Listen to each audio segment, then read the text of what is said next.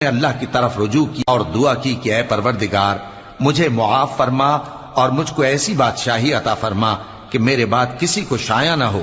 بے شک تو سب کچھ عطا فرمانے والا ہے۔ پھر ہم نے ہوا کو ان کے زیر فرمان کر دیا کہ جہاں وہ پہنچنا چاہتے ان کے حکم سے نرم نرم چلنے لگتی، اور جنوں کو بھی ان کے زیر فرمان کیا۔ یہ سب عمارتیں بنانے والے اور غوطہ مارنے والے تھے،